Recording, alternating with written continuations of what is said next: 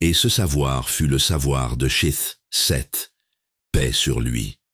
Son esprit est le soutien de toute âme qui s'exprime dans ce savoir, à l'exception du sceau, car l'imam al-Mahdi, paix sur lui, ne reçoit sa substance que d'Allah, et non d'un esprit parmi les esprits. C'est de son propre esprit que jaillit la substance qui nourrit tous les autres esprits.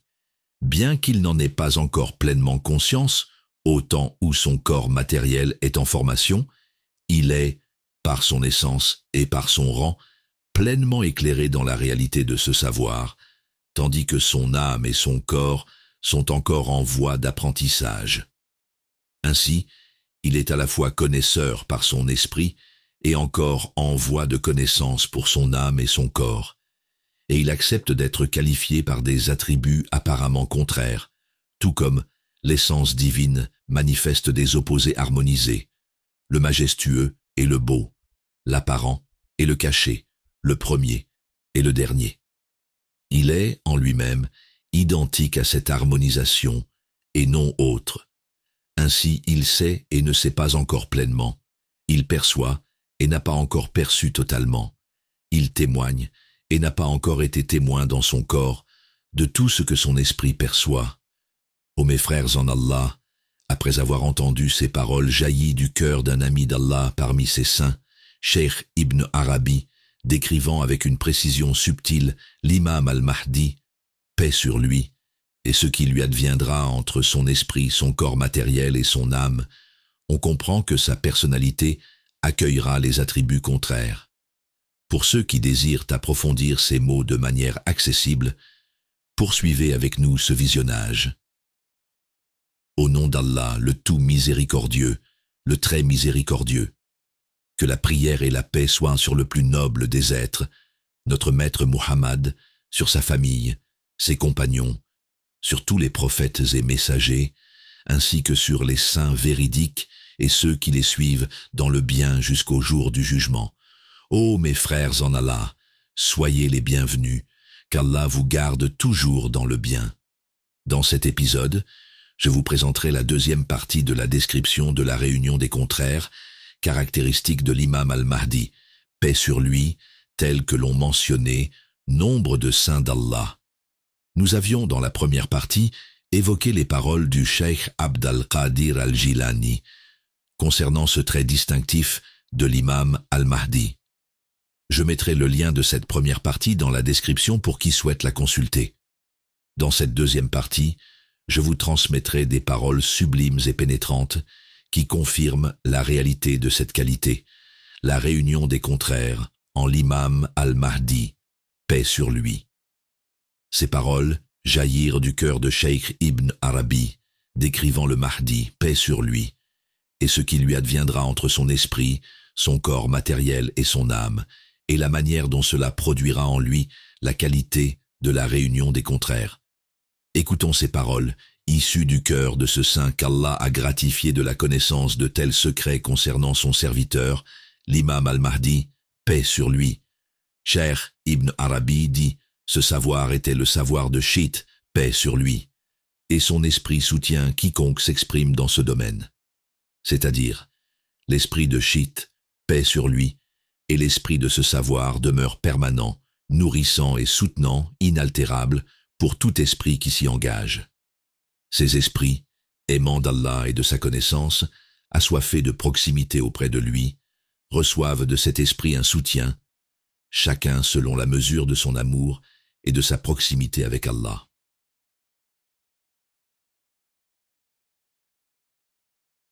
Puis Cheikh Ibn Arabi poursuit, mais pour ce qui concerne le sceau al-Khatm, il ne reçoit la substance que d'Allah, et non d'aucun esprit parmi les esprits.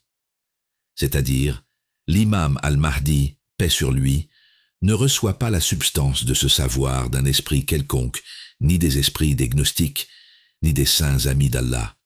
Sa science ne vient que d'Allah, par inspiration, vision véridique et assistance divine. Puis Cheikh Ibn Arabi dit encore, mais de son esprit provient la substance de tous les esprits, bien qu'il n'en ait pas encore pleinement conscience au moment de la formation de son corps matériel. Autrement dit, L'esprit de l'imam al-Mahdi est, en son essence, celui qui dispense cette science à tous les esprits. Mais lui-même, dans sa conscience liée à son corps matériel et avant la nuit de sa restauration, Laylat al-Isla n'en a pas encore pleinement conscience. Et Cheikh Ibn Arabi ajoute, ainsi, du point de vue de son essence et de son rang, il connaît tout cela exactement. Mais, de par son corps et son âme, il n'a pas encore pleinement intégré cette réalité.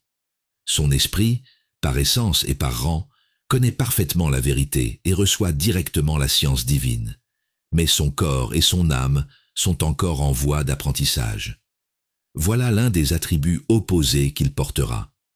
Le connaisseur par son esprit et en voie d'apprentissage par son âme et son corps. Cheikh Ibn Arabi poursuit, il accepte d'être qualifié par des contraires, tout comme l'essence divine manifeste des attributs apparemment opposés.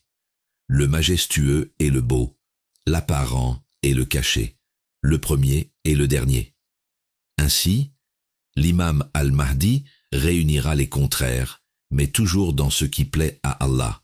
Il sera doux et humble avec les pauvres et les faibles, mais ferme envers ceux qui transgressent, sévère dans la justice divine, généreux avec les nécessiteux et strict envers ceux qui s'approprient injustement les biens des autres. Puis Cheikh Ibn Arabi conclut, il sait et ne sait pas encore pleinement. Il perçoit et n'a pas encore perçu totalement. Il témoigne et n'a pas encore été témoin dans son corps de tout ce que son esprit perçoit. Cette tension intérieure caractérise la période de son attraction, jadbé, vers Allah, avant sa restauration finale. Durant cette période, son esprit est élevé dans les lumières divines, tandis que son âme et son corps subissent épreuves et purifications, jusqu'à ce qu'ils s'accordent avec l'esprit et parviennent ensemble à l'élévation. Ainsi, les paroles de Cheikh Ibn Arabi nous révèlent que l'imam al-Mahdi, paix sur lui, vivra une phase de profonde attirance vers Allah. Son esprit sera nourri, éduqué et élevé par Allah, tandis que son âme et son corps seront purifiés par les épreuves, jusqu'à s'accorder avec l'esprit et atteindre l'élévation. C'est ce combat intérieur entre sa vision spirituelle et les contraintes de la matière qui fera de lui celui qui réunit les contraires, mais toujours dans la justice et pour l'agrément d'Allah. Comme l'a dit le sage Al-Tirmidhi, Allah créa l'homme avec un cœur, réceptacle de l'unicité, et une âme, réceptacle de l'épreuve. La poitrine de l'homme est le champ de bataille du cœur et de l'âme. Tel est le cas du Mahdi, dont la vie intérieure sera un combat immense, jusqu'à ce qu'Allah l'assiste par sa force et l'établisse dans son rang.